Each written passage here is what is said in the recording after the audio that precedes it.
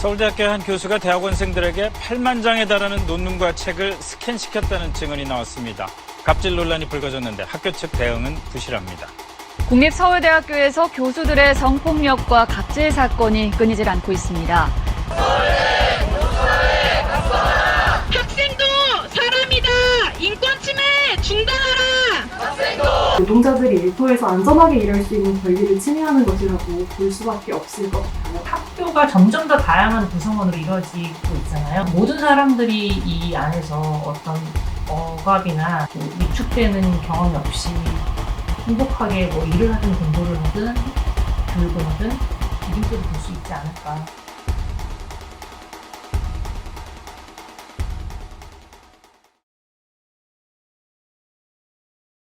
다양한 사고와 문화를 존중하고 인류 보편의 가치를 실현하는 데 이바지한다. 대학 헌장에 명시된 서울대의 정신입니다. 인권 존중을 위해 서울대가 대학 내외로 노력하겠다는 다짐과 책임을 밝히고 있는 것입니다. 그렇다면 2023년 현재 서울대 구성원들은 대학에서 자신의 존재를 온전히 존중받고 있을까요?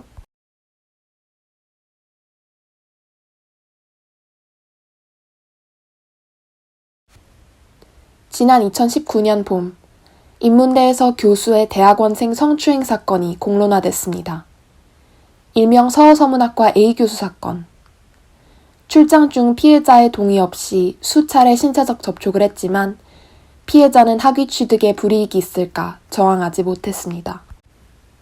사건이 공론화되자 A 교수는 출장 당시 피해자와 함께 웃으며 사진을 찍었는데 정말 피해자였다면 웃을 수 있었겠냐며 권력관계를 고려하지 않은 2차 가해성 해명을 늘어놨습니다. 인권센터가 A 교수에게 내린 징계는 고작 정직 3개월 처분이었습니다. 학생들은 파면 촉구 시위를 벌였고 결국 A 교수는 이듬해 해임됩니다. 학생들이 A 교수 징계위는 목소리를 음대 대학원에서도 2019년 B 교수, 2020년 C 교수의 성추행이 각각 연달아 폭로됐습니다. 예술계의 권력구조 이제 그만 끊어내자! 언론에 공개된 B 교수와 피해자의 문자 내역은 성폭력에 대한 가해자의 심각한 의식결여를 드러내 충격을 안겼습니다. 세 사건에서 피해자들은 모두 피해 사실을 곧바로 신고하지 못했고 성폭력 피해가 2년 넘게 이어지기도 했습니다. 인권센터에 피해 구제 절차가 마련돼 있었음에도 불구하고 피해자들은 왜 이를 학교에 알리지 못한 것일까요? 대학원 총학생회장 이도현 씨와 권력형 성폭력 인권침해 문제 해결을 위한 서울대인 공동행동, 약칭 권서공 전 대표 권소원 씨는 대학원과 학계의 폐쇄적 구조를 원인으로 지목합니다. 대학원생이 일단 지도 교수님들과의 관계가 굉장히 가깝고 굉장히 중독적이라는 게 좀 제일 특징적인 지점이라고 생각을 합니다. 지도 교수님이 때로는 선생님이지만 또 때로는 상사거든요. 그래서 이런 이제 복합적인 관계들로 인해서 생기는 좀 특수성들이 사실 있고 학계라고 하는 굉장히 좁은 커뮤니티에서 굉장히 오랜 시간을 보내야 되거든요. 그래서 좀 이렇기 때문에 대학원 내에서 원만하게 문제를 인식하고 제기하거나 해결하는 게 조금 좀 많이 어려운 것 같습니다. 교수와 대학원생 간 폐쇄적인 권력관계는 성폭력뿐 아니라 언어폭력, 노동착취 등 인권침해의 일상화로 이어집니다. 지도 교수님이 사실 거의 대학원 생활의 거의 모든 것들을 다 좌우하는 권한을 가지고 계시기 때문에 사실 일단 인권 침해가 발생했을 때 좀 저항하기 어렵고 같이 일을 해야 되고 좀 그 과정에서 이제 예를 들어 여전히 이제 인격 모독이라던가 뭐 그냥 그런 일들이 여전히 발생하고 있다고 저희도 알려지고 있고 뭐 사실 그 외에도 이제 과로라던가 뭐 휴게 시간이 보장되지 않는다던가 뭐 주말이나 야간 근무를 해야 된다거나 이런 이제 종류의 노동권 침해들은 이제 훨씬 더 이제 흔한 일들이고 2020년 서울대학교 인권규범 제정에 관한 연구 설문조사에서 응답자의 56.6%는 대학원생의 인권 상황을 부정적으로 평가했습니다. 이는 학부생과 교원에 비해 5배 높은 수치입니다. 인권 침해나 차별 상황에 대응하지 않겠다고 응답한 대학원생 또한 응답자의 40%에 달했습니다. 학계에서의 미래가 교수와의 관계에 좌우되기 때문에 부당한 일을 겪어도 인권센터 등 신고 창구를 이용하는 것마저 엄청난 용기가 필요한 겁니다. 실제로 알파벳 교수 사건의 피해자들은 신고 이후에도 충분히 보호받지 못하고 학내외에서 추가 피해를 겪어야 했습니다. 학교가 최소한 학외에서라도 피해자가 학술 활동을 계속할 수 있게 어느 정도의 노력은 시도를 했어야 된다고 생각을 하는데, 그 기간에도 B 교수는 그 국제학회 이사진으로 참여를 하면서 피해자가 그러한 학회에서 배제될 수밖에 없는 행태를 보였고, 단순히 학교에서 학업을 멈추는 거에서 끝나지 않고 학계에서의 활동을 멈추는 거, 그런 식으로 넘어가게 되는 경우가 굉장히 많아요. 그걸 공론화 하셨던 분들이 학교로 돌아온 적이 있는가? 라고 하면 저희는 대답을 할 수가 없단 말이죠. 권서공 최다빈 대표는 서울대의 현행 교원 징계 절차 역시 인권침해 사건에서 피해자를 배제하고 있는 점을 지적합니다. 첫 번째는 이제 학생위원들이 좀 참여를 하지 않고 징계위원들이 대부분 교수나 전문가들로 구성이 되고 있다. 두 번째로는 피해자에 대한 어떤 절차적인 안내가 좀 미흡한 부분이 있고, 피해자는 그냥 자기가 징계위에 대한 정보를 요청해야지만 그것도 바로 알려주는 게 아니라 징계위가 그걸 알려줄지 말지를 논의해서 그제서야 이제 징계위 진행 상황에 대한 정보를 얻기 때문에, 세 번째로는 피해자가 그런 정보들, 징계위 관련 정보를 고지를 받더라도 공론화할 수가 없도록 비밀 유지 의무가 현재 부과가 되어 있습니다. 그래서 이거는 징계위원이나 그 사건을 처리하는 과정에 참여하는 사람들이 지켜야 될 의무지, 피해자의 입에 어떤 재갈을 물리기 위한 도구여서는 안 된다는 점에서 피해자에 대한 비밀 유지 의무를 폐지하자. 교수와 대학원생 간 권력 관계와 그를 용인해온 대학 문화로 인해 인권 보호를 위한 시스템도 제대로 작동하지 못하는 상황. 때문에 원총 이도현 학생회장은 대학원생 처우 개선을 위한 해결 방법은 무엇보다 대학 전체의 인권의식 각성에 있다고 말합니다. 학교를 안전한 공간으로 만들어 나가고자 하는 의지가 구성원들, 그리고 무엇보다도 대학 당국에 의해 강하게 표명되는 것이 근본적인 변화의 시작이라는 겁니다. 일단 저희가 사실 필요한 거는 이제 그런 제도가 있으니까 활용하는 것도 뭐 물론 있지만, 좀 구체적인 관계들 속에서 좀 더 학교가 우리의 일상생활을 조금 더 잘 케어해 주기를 바라고 그러는 것들인데, 좀 하드웨어적인 거에만 관심이 있고 그게 실제로 작동하지 못하는 이 구체적인 관계와 이 권력 관계와 이 문화와 맥락과 학과 단대별 이제 상황들에 대해서는 그냥 손 놓고 있는 것 같다는 생각이 들더라고요. 여기 서울대에서 무너진 또 다른 존엄한 삶이 있습니다. 2021년 여름, 관악학생생활관에서 청소노동자가 근무 중 사망했습니다. 2019년 302동 청소노동자 사망 사건이 발생한 지 2년 만이었습니다. 조사 결과 고인은 홀로 200명 정원의 기숙사 건물 청소를 맡아 과중한 노동 강도에 시달리고 있었음이 밝혀졌고, 근로관리공단은 과로를 사망 원인으로 판단해 고인의 사망을 산업재해로 인정했습니다. 근무 중 사망이라는 일어나서는 안 될 사건. 원인은 모든 노동자에게 주어진 안전한 환경에서 존중받으며 노동할 당연한 권리가 평등하게 적용되지 않는 서울대의 구조에 있었습니다. 서울대 학교 직원은 고용 형태에 따라 크게 두 직종으로 나뉩니다. 총장 발령의 정규직 법인 직원과 기관장과 단과대 학장이 발령하는 모든 무기계약 직원과 기간제 근로자를 포함하는 자체 직원입니다. 자체 직원 노동자들은 기관장이나 이제 단과대 학장이 발령을 하게 되는데요. 그런 경우에 총장이 발령한 어떤 정규직 법인 직원에 비해서 열악한 임금, 그다음에 수당 및 복지 등에 있어서도 차별적인 처우를 겪고 있습니다. 그뿐만 아니라 그러니까 법인 직원과 자체 직원으로 구성되는 이중적인 구조가 구성원으로서의 소속감 같은 문제에도 영향을 미치고 있어서요. 2021년 사망한 청소노동자 역시 관악사 소속의 자체 직원이었습니다.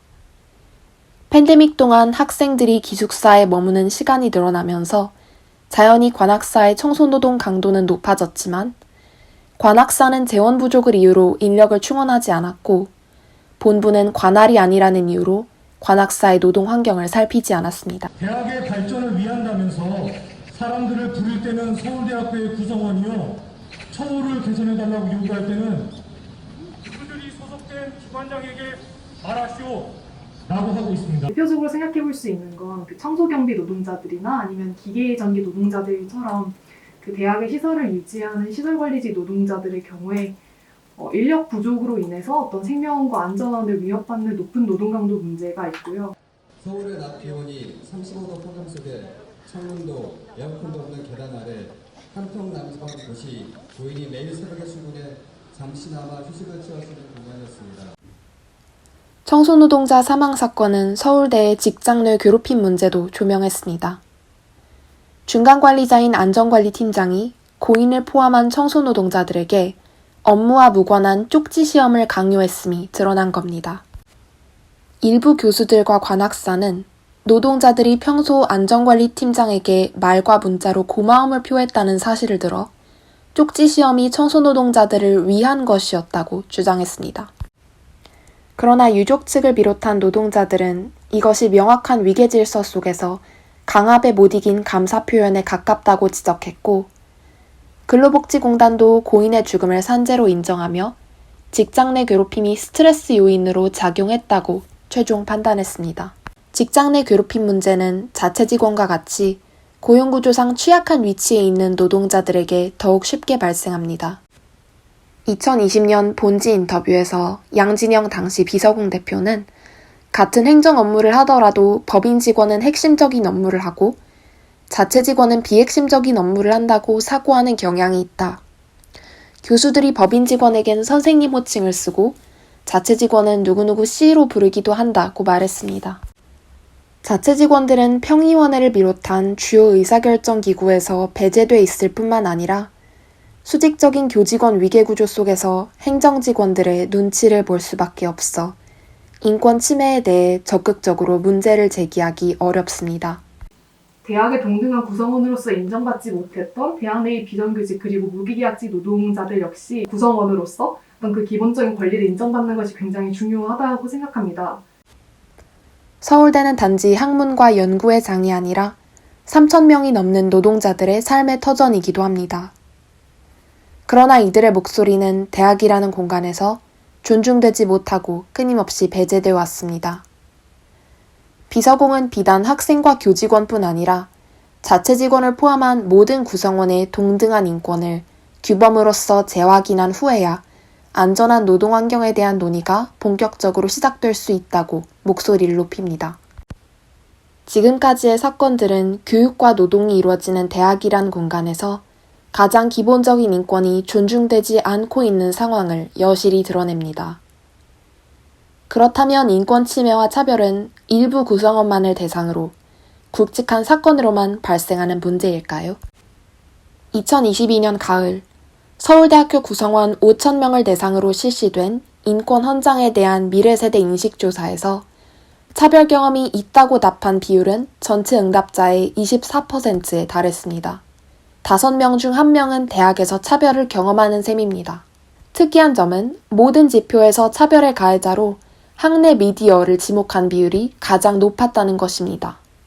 2021년 11월 서울대저널에서 서울대 구성원 2,114명을 대상으로 대표적인 학내 미디어인 에브리타임과 관련하여 진행한 설문조사 결과 83.5%가 에브리타임 이용 시 불쾌감을 느낀 적이 있다고 응답했습니다. 이들 중 75.6%는 불쾌감의 이유로 혐오 표현을 꼽았습니다. 갈등이 굉장히 많아서 저는 보면서 뭔가 좀 이상하게 느꼈던 것 같아요. 남녀 갈등도 있고 또 뭐 의대 갈등도 있고. 제일 최근 기억나는 건 동소제를 할 때 남성분이 여자 아이돌 춤을 추는 영상이 올라왔었는데 그 댓글로 게이 같다? 약간 이렇게 달린 그런 거였고요. 아니면 좀 전의 일이긴 한데 항상 인터넷에서 이제 퐁퐁론이라든가 그런 얘기가 계속 돌 때 있잖아요. 너네가 이렇게 살아봤자 계속 남자친구 많이 사귀었던 여자랑 결혼해서 설거지하게 된다. 하나의 그런 글들이 나왔던 것 같아요. 굉장히 불편하고 여성 혐오적인 여성, 장애인, 특정 지역 및 학교 출신자들을 공격하는 익명의 글들. 에브리타임과 같은 학내 미디어의 혐오 표현은 대학 인권 침해의 대표적인 유형으로 자리 잡았습니다. 기술과 플랫폼의 발전으로 대학 사회에 규제 없이 확산되는 혐오에 대한 전문가들의 우려 목소리도 높습니다. 코로나 이후에 이제 모든 교육 환경이 비대면으로 많이 전환되면서 바깥 세상에서 경험하던 것들이 이제 온라인으로 옮겨져서 그게 좀 더 피해가 가시화되는 경향이 있고요. 뭐 예전에도 단톡방 성희롱 사건이라든지 외타에서 어떤 차별이나 혐오 문제라든지 이런 건들 있었지만 그것이 좀 더 이제 좀 폭대해서 나타나는 게 아닌가. 누가 가해자냐라고 했을 때 가해 영역이 이제 좀 더 불명확해졌다라는 거예요. 동료도 있었고 교수님도 있었고 그렇지만 이제 이 가상의 공간에서 발생하는 이 가해 행위들이 상당히 많이 발생하고 있다. 차별적인 발언이 차별적 효과를 가져오고 그것이 인격적인 어떤 이익을 침해하기 때문에 그런 문제가 가장 크다고 보고 있고요. 이게 민간 기업이잖아요. 그래서 이제 학교에 어떤 규제 권한이 미치지 않는 곳에 있다는 게 저는 가장 큰 문제라고 생각하거든요.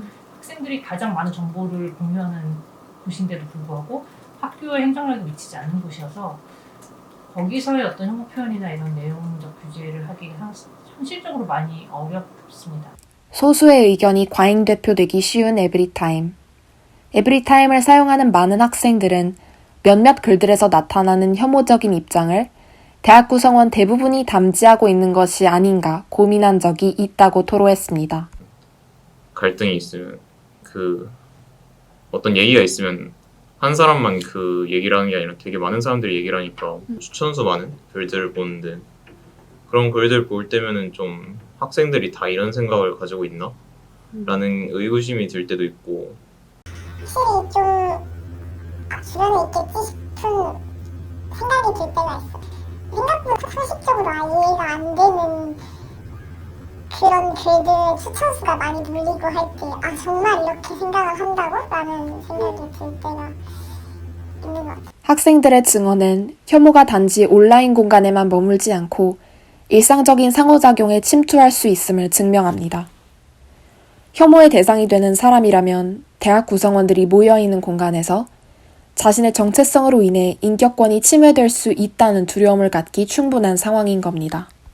혐오 발언은 그 자체로서도 동등한 존엄을 보장받을 수 있는 그런 것들을 이제 공격하기 때문에 그것 자체로 문제이기도 하지만 다른 사람들로 하여금 그래서 더욱더 편견이나 차별적인 태도를 갖게 하는 것을 부추기는 효과가 있기 때문에 그러다 보면 실질적인 차별적인 처우 아니면은 어떤 심지어는 더 폭력까지도 그런 경험하게 되는 소수자들이 경험하게 되는 그런 상황들을 이렇게 만들어낼 수가 있어요. 수많은 사람이 생활하는 대학이란 공간. 그러나 연구실, 교실, 각자의 일터, 심지어 가상 공간에서도 구성원들의 인권이 위협받고 있습니다. 안전한 공간으로서 대학을 꾸려나가는 것이 절실히 요구되는 시점입니다. 그러나 2022년 인권원장에 대한 미래세대 인식조사에서 차별에 대한 대응 의향을 묻는 질문에 대부분은 소극적으로 응답했습니다. 그런 차별이 발생했을 때 어떻게 대응하느냐라고 했을 때 많은 학생들이 대응을 하지 않았단 말이죠.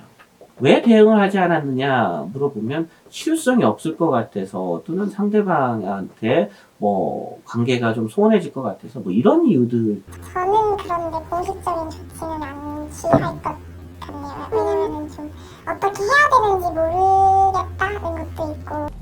어떻게 해야 되는지 안다면? 모르겠어요. 근데 상황을 봐서 생각하지 않을까. 왜냐면 마음 같아서는 취하고 싶은데 이제 이 뒤로 어떻게 될지 모르는 거잖아요. 제가 그런 공식적인 조치를 취했을 때 있어서 약간 유난이라던가 그런 평가를 받거나 할 수가 있으니까 조용히 묻어가려고 하지 않을까 싶기도 해요. 점점 확산되는 인권 침해가 구성원들의 안전을 위협하고 있음에도 불구하고 그 누구도 학교에서 보호받을 수 있다는 확신을 가지지 못하는 상황입니다. 무의식적으로 이루어지는 차별에 문제를 제기할 수 있도록 인권의 기준을 다시 세우지 않는 한 그리고 문제 제기 자체를 가로막는 권력 관계들과 이에 침묵하는 문화를 바꾸지 않는 한 근본적인 변화는 불가능하다는 겁니다. 이 학교는 인권이라는 걸 되게 중요하게 생각하고 혹시 내가 어떤 피해를 당했을 때 도움을 구하면 뭔가 도와줄 사람들이 있겠구나라는 식의 어떤 분위기가 되게 중요한 것 같거든요. 학생들이 그런 안정감을 가지고 지금까지 혹시라도 있었던 문제들에 대해서 좀 더 얘기를 하고 할 수 있을 것 같고요. 네, 그래서 그런 공동체 문화의 변화에 좀 영향을 줄 수 있지 않을까. 인권을 존중하는 서울대를 만들어 나가기 위한 의지가 강력히 표명돼야만 변화가 가능한 상황입니다.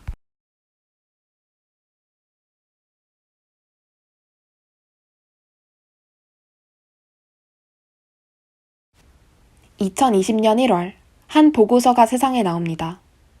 서울대 인권헌장안, 이른바 인권헌장을 제시한 서울대학교 인권규범 제정에 관한 연구입니다. 인권이 보장받는 대학 환경을 만들기 위한 다양한 방법 중에서도 대학 구성원 모두가 지키는 준거점, 규범을 세우는 방식으로 등장한 것이 바로 인권헌장입니다. 인권헌장 이전에도 인권규범 제정을 통한 학내 인권 증진 시도는 이어져 왔습니다. 2016년 전체 학생 대표자 회의에서 채택된 인권 가이드라인, 2019년 다양성위원회의 대학원생 인권보호 지침 마련을 위한 연구 등이 그것입니다. 하지만 이 안들은 본부 평의원회에서 부결되는 등 별다른 진전을 이루지는 못했습니다. 규범 제정 시도는 좌절됐지만 권력형 성폭력을 비롯해 학내 인권 침해 사건들은 연달아 발생했고 2019년 인권규범 제정 논의가 필연적으로 재개됐습니다. 이런 문제들의 재발을 방지하려면 어떻게 하면 좋을까? 이런 연구들이 있었어요. 서울대학교 본부에서 인권센터에 그런 연구를 의뢰를 했고, 그래서 인권센터가 주축이 돼서 교수님들, 또 직원분들, 학생분들 함께 같이 그 머리를 맞대고 그런 문제들을 어떻게 좀 풀어나가는 게 좋을까? 1년간의 연구 끝에 이듬해 1월, 18개 조항으로 이루어진 인권헌장이 탄생했습니다. 본부와 인권센터는 인권을 보장하기 위한 여러 조치 중에서도 왜 하필 명문화된 인권 규범이 필요하다고 판단한 것일까요? 구성원들 사이에서 어떤 사안들을 인권 문제가 발생했을 때 그 사안을 바라보는 시각차가 꽤 크다. 시각차를 줄이고 좀 더 좋은 방향을 모색해 나가기 위해서는 가장 기본이 되는 인권 기준들을 우리가 다시 한번 재확인하는 것이 필요할 것 같다. 이미 보편적인 인권의 원칙과 기준은 세계인권선언이라든가 여러 인권에 대한 국제적인 문서나 헌법을 통해서 확립이 되어 있는데 그것을 서울대학교 공동체라는 우리 공간 속에서 나타나는 문제와 연결해서 그 공통의 인권 기준을 재확인하고 우리 구성원들이 그런 것들에 대해서 내재화해 나갈 수 있도록 돕는 것이 필요하겠다. 또 하나 중요한 역할은 우리 학교가 공식적으로 이러한 인권 원칙들을 이제 내세운다, 표방한다, 지향한다라는 것을 공식적으로 확인하는 그런 의미도 굉장히 크다고 봅니다. 연구진은 인권헌장이 점점 복잡해지는 인권 문제에 접근하기 위한 기준이자 구성원 모두에게 요구되는 보편적 책임이라고 설명합니다. 대학이 공동체로서 추구해야 할 인권의 구체적 내용을 선언함으로써 피해자뿐 아니라 가해자와 주변 사람들에게까지 상호 존중의 책임을 지우는 겁니다. 인권헌장 연구의 책임자 송지우 교수로부터 인권헌장안이 어떤 원칙에 기반해 작성됐는지 더 자세히 들을 수 있었습니다. 기본적으로는 서울대학교가 인권 구성원들의 인권 실현에 대한 신념이나 커미트먼트가 있다는 것을 전제로 해서 크게 봤을 때 국제 기준이라고 할 만한 것들, 그 다음에 그 안에서 특히 서울대학교가 이제 일종의 준거 집단이라고 생각할 법한 그런 해외 대학들에서 널리 받아들여지는 기준들 을 고려해서 국제 인권 기준이라고 할 만한 것은 이제 굉장히 넓고 다양한데 그 내용을 대학이라는 맥락에 좀 더 구체화해서 정리를 한 그런 식의 과정으로 기한됐다고 볼 수 있습니다. 하버드, 케임브리지, 옥스퍼드 대학을 비롯한 세계 유수의 대학들은 구성원 모두에게 적용되는 인권 규범을 두고 있습니다. 하버드 대학의 대학 전반에 적용되는 권리와 책임에서는 타인에 대한 존중과 위력과 폭력으로부터의 자유를 규정하고 권리들이 완전히 보장될 수 있는 과정을 만들어 나가는 것이 대학 공동체 전체의 책임임을 명시합니다. 옥스퍼드 대학은 평등 정책과 괴롭힘에 대한 대학 정책과 절차를 마련해 괴롭힘의 유형들을 정의하고 부당행위가 발생하지 않도록 할 대학의 책임을 강조하고 있습니다. 세계적인 추세가 되어가는 대학 내 인권규범 제정. 서울대 인권원장이 담게 될 내용은 무엇인지 살펴봤습니다. 인권원장은 18개 조항으로 이루어져 있습니다. 먼저 2조부터 4조까지는 인격권, 차별금지와 평등권, 사상, 양심, 종교, 표현의 자유 등 가장 기본적인 권리부터 적시합니다. 이어 학문과 예술의 자유, 학업, 연구, 교육에 대한 권리, 연구, 교육, 직무 수행 조건에 대한 권리 등 대학 공동체에서 특히 중요한 권리들이 뒤를 잇습니다. 15조와 16조는 국제법, 헌법 등 여타 규범과 인권헌장 규범의 관계, 헌장 내 권리의 상호관계 등 규범 간 관계를 규정하고 마지막으로 이행조치 및 침해 구제 조치를 명시합니다. 중요하지만 어찌 보면 원론적이고 추상적인 권리들로 구성된 인권헌장. 꼭 법의 형태를 띤 형식을 갖춰야만 하는지 또 실효성과 적용 가능성은 있는지 의문이 들 수 있는데요. 인권헌장 규범화 방안은 인권헌장 연구보고서에서도 한 장 전체를 할애하여 설명할 정도로 중요히 다뤄지고 있습니다. 학내 규범 구조를 보면 이제 뭐 정관, 학칙, 규정, 세칙, 지침 이런 식으로 이제 내려가는데, 그 안에서 이제 그 구성원 전체를 아우를 수 있는 규범으로서 이제 규정 단계가 적당하겠다. 그런데 그 굉장히 원칙적인 차원의 좀 근본적인 규범으로서의 그 내용의 성격을 생각할 때 정관의 이제 학내 구성원들의 이제 인권에 대한 뭔가 언급을 근데 그 구체적인 내용은 인권헌장으로 정한다고 이렇게 위임 규정을 만들어서 하는 것이 제일 낫지 않겠는가라는 게 저희 제안이었습니다. 연구진은 헌장이 1차적으로는 비법적이고 선언적인 규범이더라도 종국에는 대학 규범 체계에 편입돼 구체적으로 작동하게 돼야 한다고 강조합니다. 인권 규범을 이렇게 많은 사람들이 생각하고 머리를 맞대고 논의해서 만들었는데 그것이 그냥 단지 한 번의 어떤 선언으로서 그친다면 그리고 실질적인 규범적인 효력을 갖지 못한다면 그건 굉장히 이제 공허해지는 것이죠. 사안이 발생했을 때도 적용되고 그 규범적인 가이던스를 제공을 하려면 그거는 이제 규범 체계 안에 포함이 되는 것이 가장 기본적으로 중요하다고 생각을 했어요. 연구진들은. 그리고 그런 의미에서 이제 규정으로서의 제정이 필요한 것이죠. 아직 규정화 논의는 시작되지 않았지만 학내 구성원들은 인권헌장이 정식 제정됐을 때의 변화에 큰 기대를 걸고 있습니다.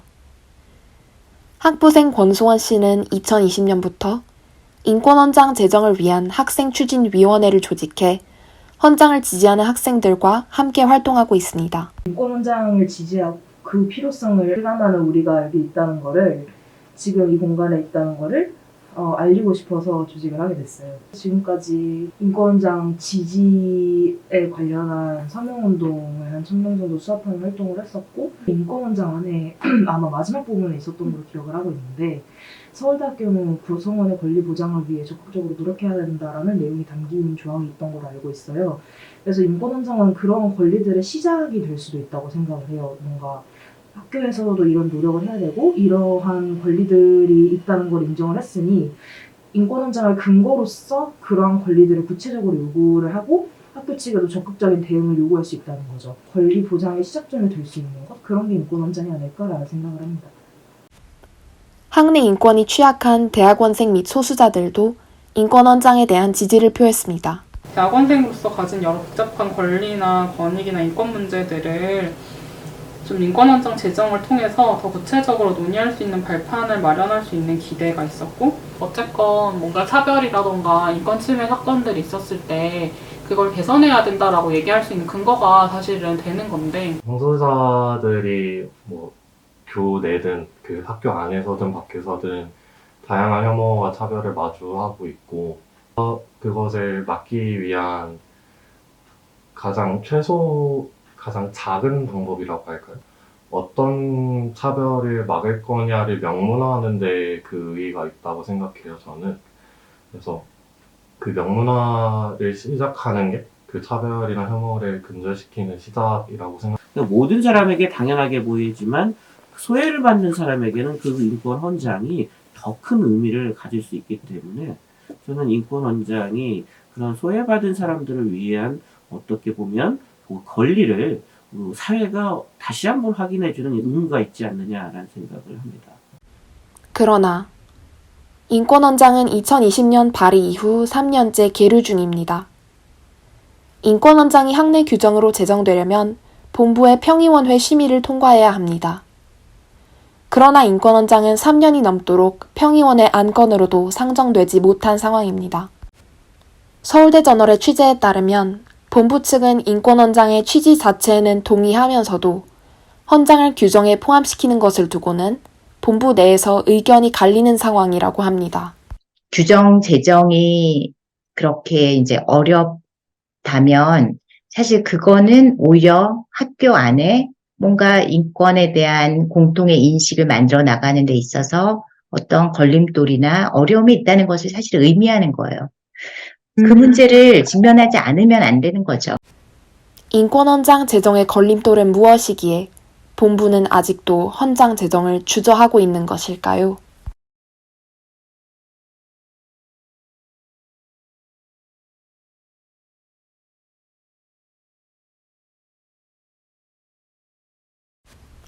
첫 번째 이유로 일부 구성원들의 격렬한 반대가 꼽힙니다.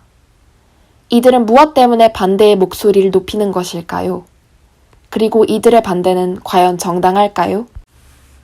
진정한 인권을 위한 서울대인 공동행동, 약칭 진인서는 인권헌장에 반대하는 구성원들이 조직한 단체입니다. 진인서에서 발간한 책자를 살펴봤습니다.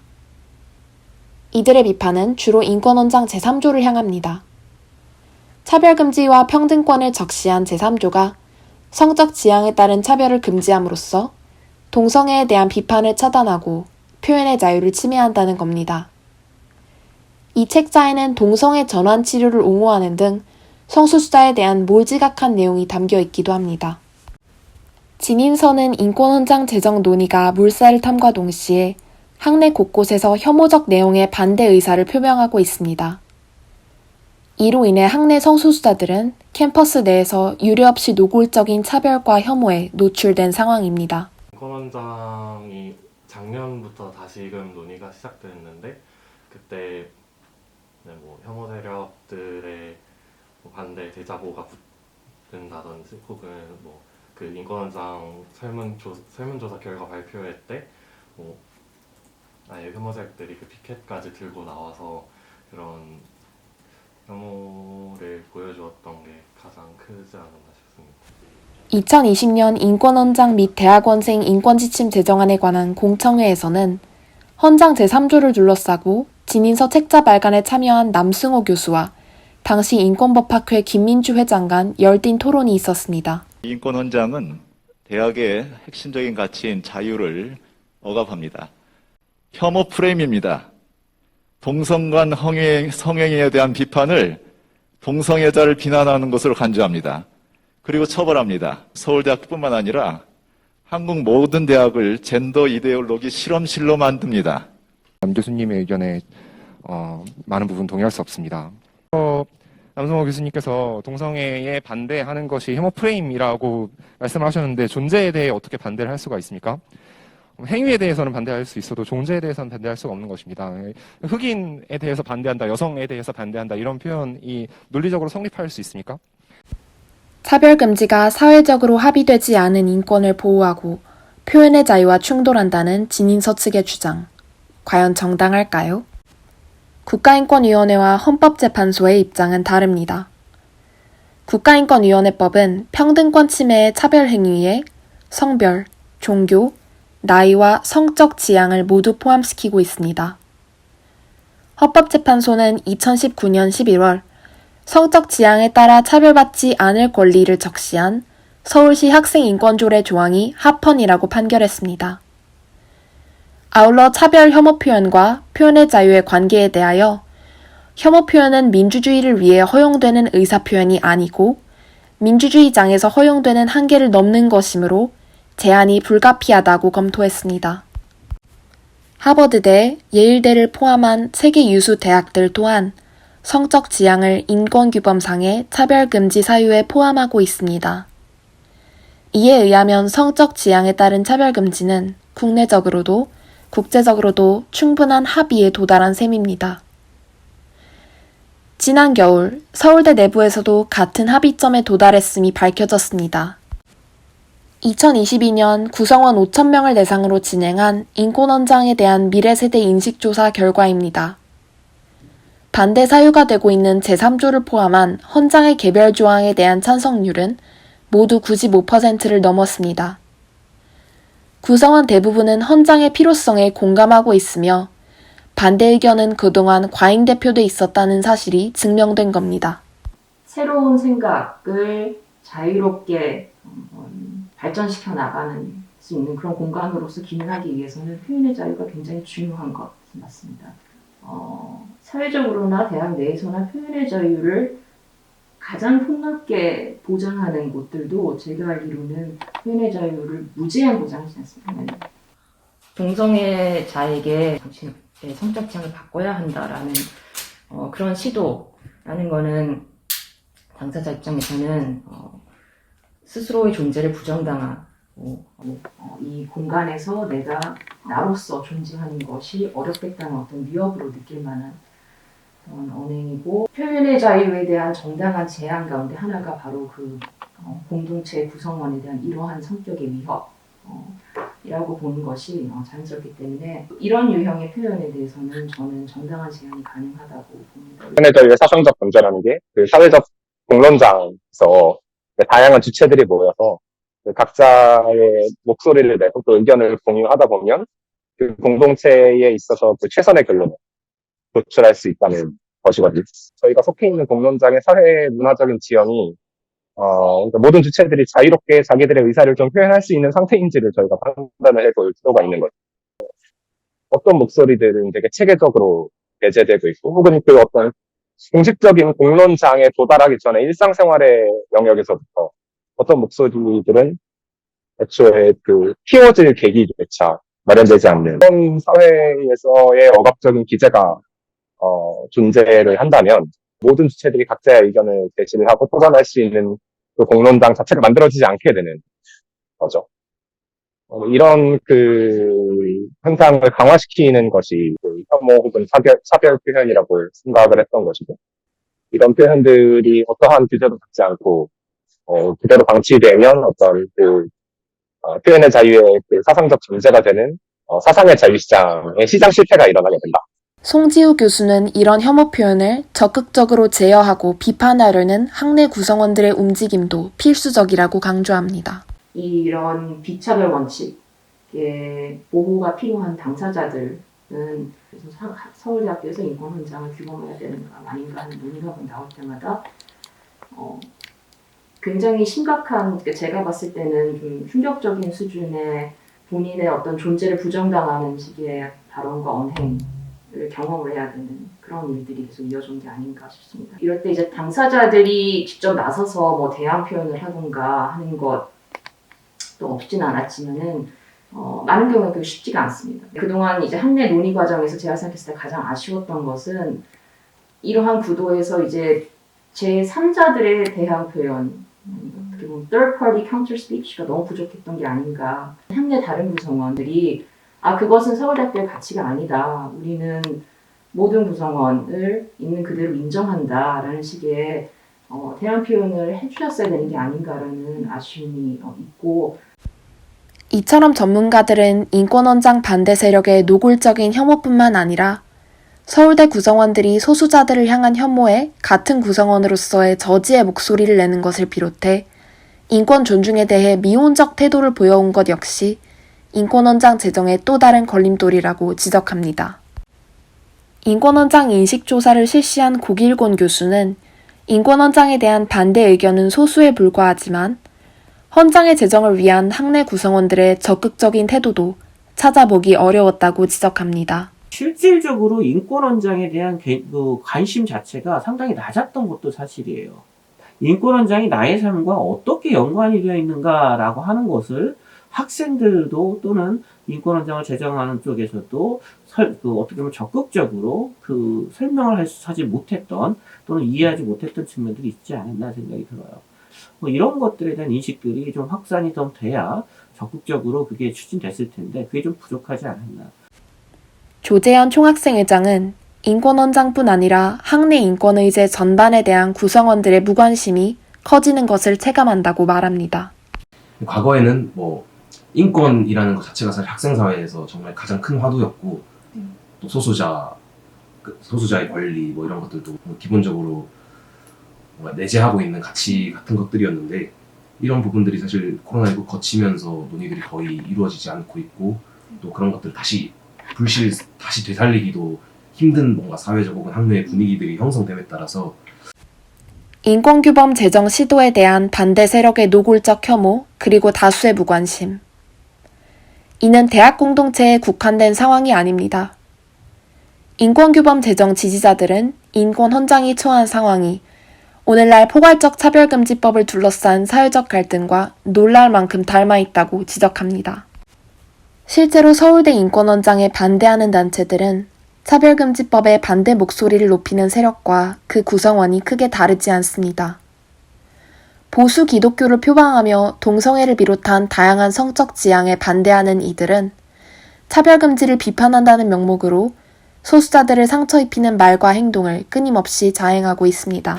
한 개인이 지닐 수 있는 되게 다면적이고 다층적인 정체성의 교차하는 지점 모두를 커버할 수 있는 법안이 포괄적 차별금지법이었고 또 인권헌장이었다고 생각을 해요. 그래서 이것들은 뭔가 공통적으로 권리를 위한 권리라고 해야 되나? 권리의 보장을 논할 수 있는 권리에 해당을 하잖아요. 이 맥락에서 바라보자면 이 지금의 사회는 소수자의 가장 기본적인 권리마저도 혹은 기본적인 삶마저도 허하고 있지 않다고 생각이 됩니다. 사회의 인식이 이만큼 변화했고 사법부, 행정부 이런 데가 인정하고 있는 문제를 입법부만 안 움직이고 있는 서울대학교 같은 경우에도 되게 이 지금 학생 구성원들에게서 나오는 이런 의견들을 실제로 움직일 수 있는 사람들의 어느 지점에서는 이게 의견을 그냥 무시해라 이런 게 아니라 단호한 결정이 필요한 문제라고 생각합니다. 지난한 어려움에 부딪힌 인권헌장. 하지만 인권헌장 연구 및 인식조사를 진행한 연구진은 인권헌장이 서울대를 넘어 사회의 인권 논의 전반에 전환점이 되리라는 기대를 여전히 품고 있습니다. 대학이라는 그 제도의 성격상 조금 더 선도적으로 이런 추세 형성에 있어서 좀 더 앞장서가는 그런 역할을 하는 것이 자연스럽고 적절하다고 봅니다. 대학이라는 곳이 원래 어떻게 보면은 그 사회 내에서 좀 더 새로운 것을 하거나 좀 더 혁신적인 것을 하려고 할 때 실험실과 같은 그런 기능을 한다고도 볼 수 있는데 인권의 영역에 있어서도 대학이 그런 역할을 할 수 있지 않을까. 지난 10월 서울대에서 인권헌장이 표류하는 동안 다른 대학에서 국내 최초로 차별금지 조항을 포함한 인권규범을 제정했습니다. 카이스트의 다양성과 포용성을 위한 카이스트 선언문입니다. 카이스트 선언문의 시작은 에브리타임의 혐오 표현이었습니다. 에브리타임으로 대표되는 익명 게시판에서의 혐오 발언이 굉장히 심각하다라는 의견이 학생단체로부터 학교에 계속 의견이 들어왔었어요. 저희가 가장 심각하게 생각했던 것은 그냥 온라인상에서만 머물 거라고 생각했던 그 혐오가 실제로 캠퍼스 내에 현장에서 나타날 수 있게 드러나더라고요. 그런데 그런 말들을 우리 카이스트 구성원들만 사용하는 에브리타임에서 접하게 되면 내 옆에 있는 친구가 그런 생각을 할 수도 있고 점점 더 위축이 들어서 공부하거나 연구할 때도 마음껏 뜻을 펼치기가 어려울 수 있어요. 그러면 학습권이 침해가 되는 거죠. 적어도 우리가 전하고 싶은 것은 우리 카이스트 이 캠퍼스 안에서는 어떤 이유로도 차별을 받거나 혐오 발언을 받는 것은 옳지 않습니다. 우리 학교는 그런 곳이 아닙니다. 만약에 그런 어려움이 있으신 분들은 찾아갈 곳이 있습니다. 찾아오시면 우리가 함께 해결하고자 노력을 하겠습니다. 라는 메시지인 거죠. 류석영 교수는 다양성 선언이 끝이 아닌 시작이라고 이야기합니다. 선언을 계기로 대학 인권에 대한 논의가 활성화되고 인권 보호를 위한 제도적 개선을 고민하는 것이 더 중요하다는 겁니다. 인권 헌장에 대한 미래세대 인식조사를 진행한 서울대 고길곤 교수 또한 헌장 제정 노력이 인권 자체에 대한 논의와 함께 가야 한다고 강조합니다. 인권에 대한 논의가 일상화돼야 인권 헌장이 비로소 의미를 지닐 수 있다는 겁니다. 차별을 경험하게 되면 제도적인 기구를 통해서 해결할 수도 있지만 당사자들 간에 해결할 수도 있거든요.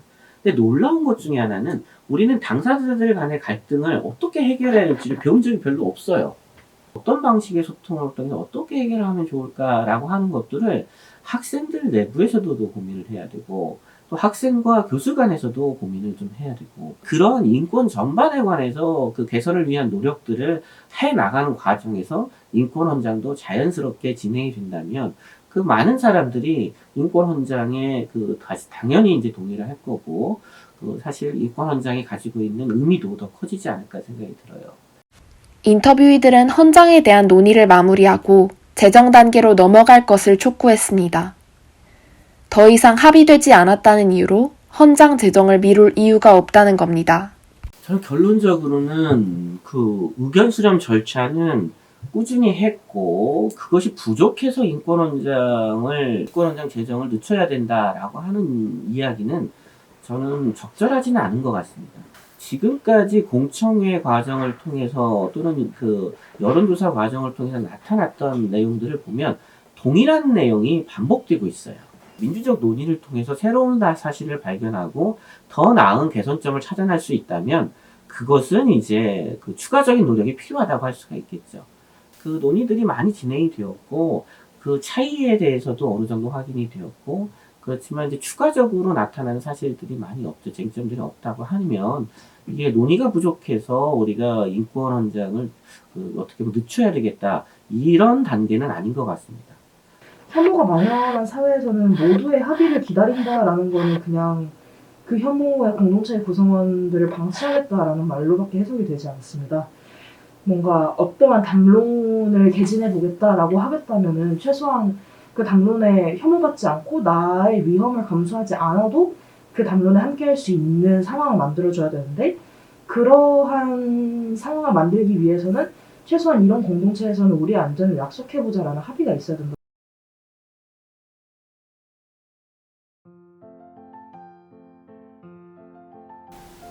왜 아직도 안 되고 있지? 계속 말씀을 드린 건데 답답함입니다. 인권 헌장은 우리 모두의 권리의 시작입니다. 지금 당장 인권 헌장 제정하라? 이 문구가 생각나는 것 같아요. 대학은 어떤 공간일까요? 단지 삶에서 잠시 거쳐가는 공간일까요? 그러나 짧게 머물지언정 우리는 여전히 이 공간에서 지금과는 다른 미래와 관계들을 그려볼 수 있을 것입니다. 누구도 소외되지 않는 대학의 첫걸음으로서의 인권헌장. 인권헌장 있는 대학을 꿈꾸며 오늘도 우리는 각자의 자리에서 분주히 움직입니다.